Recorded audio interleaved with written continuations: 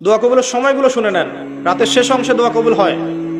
বৃষ্টি পড়ছে, বৃষ্টি, দোয়া করলে দোয়া কবুল হয়। আজান হচ্ছে, আজান, আজানের উত্তর দেন, উত্তর দেওয়ার পরে আজানের দোয়া পড়েন, তারপরে রাসূলের প্রতি দরুদ পড়েন সাল্লাল্লাহু আলাইহি ওয়াসাল্লাম, হাত উঠিয়ে দোয়া করেন, দোয়া কবুল হয়ে যাবে ইনশাআল্লাহ। আজান হয়েছে, ইকামত হবে, আজান ইকামতের মাঝখানে একটা সময় আছে না, এই সময় দোয়া করেন, দোয়া কবুল হয়ে যাবে ইনশাআল্লাহ। সুন্দর করে ওযু করেন, ওযু করে হাতটা তুলে দোয়া করেন, দোয়া কবুল হয়ে যাবে ইনশাআল্লাহ।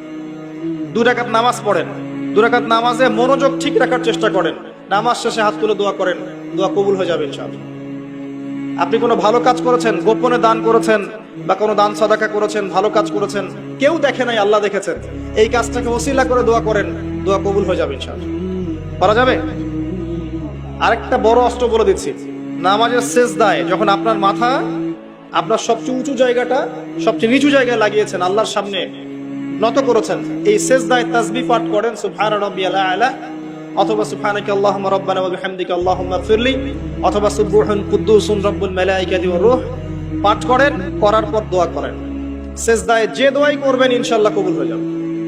সেজদায় যে দোয়াই করবেন ইনশাআল্লাহ কবুল হয়ে যাবে, বলেন সুবহানাল্লাহ।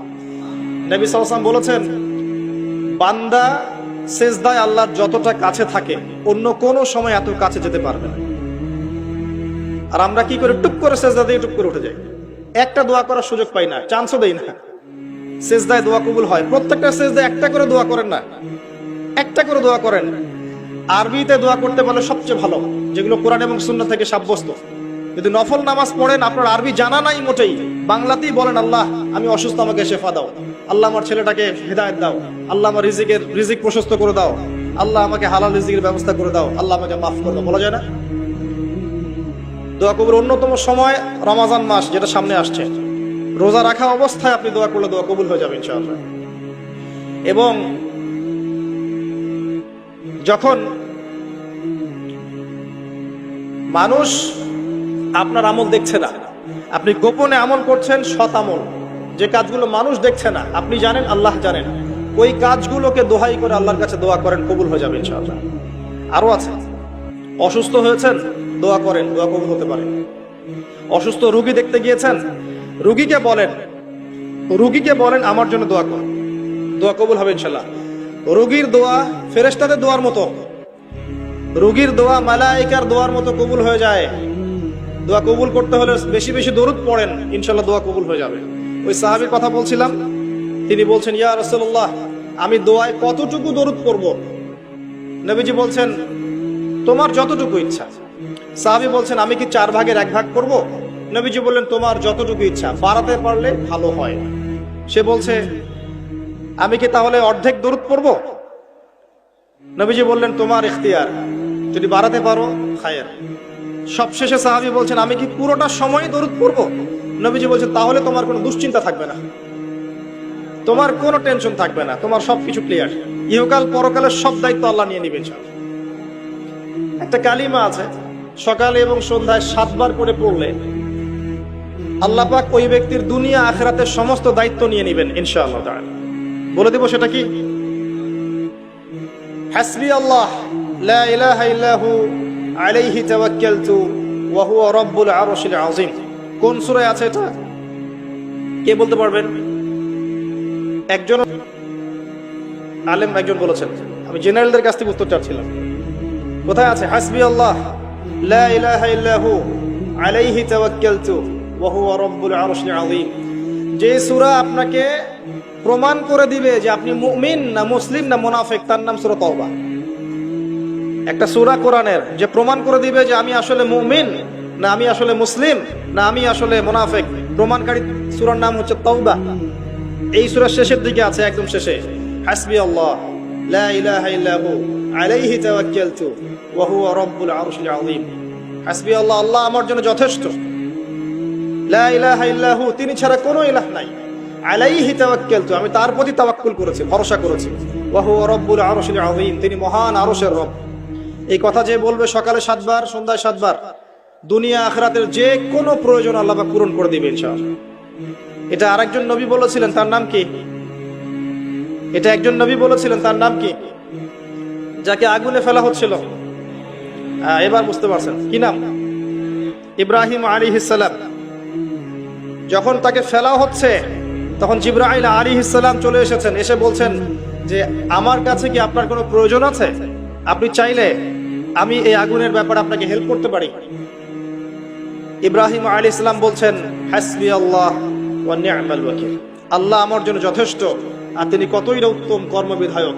বলার সাথে সাথেই আল্লাহ পাক বললেন, ইয়া নার, হে আগুন, কুনি বারদান ওয়া সালামান আলা ইব্রাহিম, হে আগুন ঠান্ডা হয়ে যাও, শীতল আরামদায়ক ঠান্ডা হয়ে যাও ইব্রাহিমের জন্য।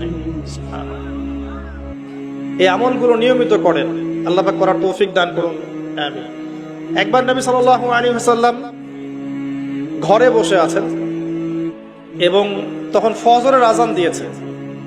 তিনি বাসা থেকে বের হয়ে গেলেন, দেখলেন যে তার স্ত্রী মুসল্লায় নামাজ পড়ছে এবং নামাজ শেষ করে তিনি সুবহানাল্লাহ, আলহামদুলিল্লাহ, আল্লাহু আকবার, লা ইলাহা ইল্লাল্লাহ এগুলো পড়ছেন। হাতে খেজুরের বিচি আছে, খেজুরের বিচি, এগুলো দিয়ে পড়ছেন, গুনছেন। নবীজি চলে গেলেন নামাজে সাল্লাল্লাহু আলাইহি ওয়াসাল্লাম, গিয়ে সালাত পড়লেন, তার সকালের কাজগুলো সারলেন। সকালে ফজরের পরে তিনি দার্স দিতেন, সাহাবীদেরকে কিছু বলতেন, কেউ স্বপ্ন দেখলে সেটা শুনতেন, ব্যাখ্যা করতেন, সময় লাগতো। এরপর ইশরাকের নামাজ পড়ে বাসায় আসতেন। তিনি সকালের সমস্ত কাজ সেরে বাসায় ফিরে দেখলেন স্ত্রী রাদিয়াল্লাহু আনহা তখনও ওই অবস্থাতেই বসে আছেন এবং তাসবিহ তাহলিল করছেন। আল্লাহর নবী সাল্লাল্লাহু আলাইহি ওয়াসাল্লাম অবাক হয়ে জিজ্ঞাসা করলেন, তুমি কি তখন থেকে এখানে বসে আছো? তখন থেকেই তাসবিহ তাহলিল করছো? তার স্ত্রী বললেন, হ্যাঁ ইয়া রাসূলুল্লাহ সাল্লাল্লাহু আলাইহি ওয়াসাল্লাম। তখন নবীজি বললেন, আমি তোমার এখান থেকে বের হওয়ার পরে মাত্র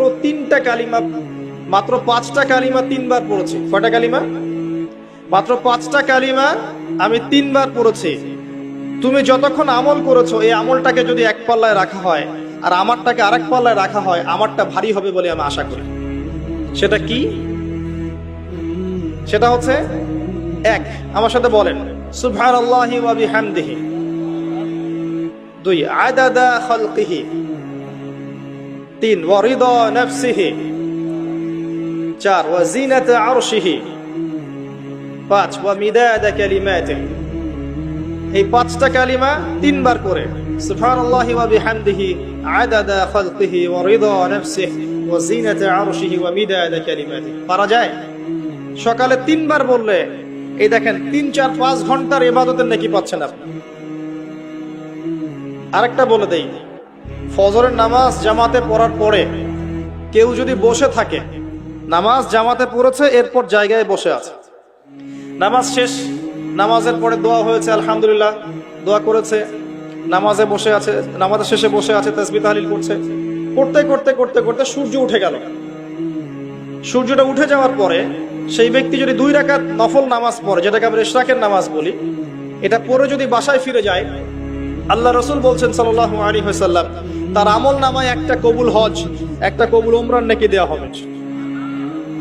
এই আমলগুলো করতে খুব কষ্ট হবে ভাই। জুমার দিন আসবে, পরশু দিন আসবে না, অনলি একটা আমল বলছি। জুমার দিন আমি 3টা আমলকে বেশি গুরুত্ব দেই। 1 নাম্বার হচ্ছে সূরাতুল কাহফ, যেটা আপনাকে মাসিহুদ দাজ্জাল থেকে বাঁচাবে। 2 নাম্বার বেশি থেকে বেশি দরুদ পড়া, এই দিন দরুদ পেশ করা হয় নবী সাল্লাল্লাহু আলাইহি ওয়াসাল্লামের কাছে। আর 3 নাম্বার এটা, যেটা আপনাদেরকে শেয়ার করছি, সেটা হলো আল্লাহ রাসূল সাল্লাল্লাহু আলাইহি ওয়াসাল্লাম বলেছেন, কেউ যদি জুমার দিনে সকাল সকাল গোসল করে, আর্লি মর্নিং গোসল করে ফেলে, একদম ফরজ গোসলের মতো, এবার সবচেয়ে উত্তম কাপড়টা পরে, নোংরা কাপড় না, বেস্ট কাপড়টা পরে, আতর খুশবু ব্যবহার করে, সুগন্ধি ইউজ করে, সুগন্ধি ব্যবহার করে সে সকাল সকাল পায়ে হেঁটে মসজিদে যায়, বাহনে চড়ে নয়, পায়ে হেঁটে মসজিদে গিয়ে ইমাম বয়ান খুতবা শুরু করার আগেই মসজিদে চলে গেছে, ইমামের কাছাকাছি বসে, কাউকে কষ্ট দেয় না। ইমাম খুতবা দিচ্ছে, সে চুপচাপ শুনছে, কাউকে কষ্ট দেয় না। এমনকি পাশে কেউ কথা বলে তাকে এতটুকু বলে না চুপ করো, এতটুকু বলে না, চুপচাপ খুতবা শুনে নামাজ পড়ে ইমামের সাথে সালাম ফিরায়। নবী সাল্লাল্লাহু আলাইহি ওয়াসাল্লাম বলছেন, এই যে প্রতি পদক্ষেপ হেঁটে এসেছে, প্রত্যেক পদক্ষেপের বিনিময়ে 1 বছরের নফল নামাজ, 1 বছরের নফল রোজার নেকি দেয়া। এই আমলগুলো খুব সহজে আমরা করতে পারি। আমি শুরু করলাম কিছু আমল দিয়ে, যে আমলগুলো আপনারা নিয়মিত করার চেষ্টা করেন। আল্লাহ পাক আপনাদের সবাইকে তৌফিক এনায়েত করুন, আমিন। আর কিছু কিছু সূরা আছে যেগুলো নিয়মিত পড়তে হয়, যেমন সূরা ফালাক, সূরা নাস, সূরা ইখলাস। সকালে 3 বার, সন্ধ্যায় 3 বার। 3-3-3-9, আবার 3-3-3-9। নবী সাল্লাল্লাহু আলাইহি ওয়াসাল্লাম বলছেন, দৃশ্য অদৃশ্যের যে কোনো অনিষ্ট থেকে আল্লাহ পাক আপনাকে হেফাজত করবেন ইনশাআল্লাহ তাআলা।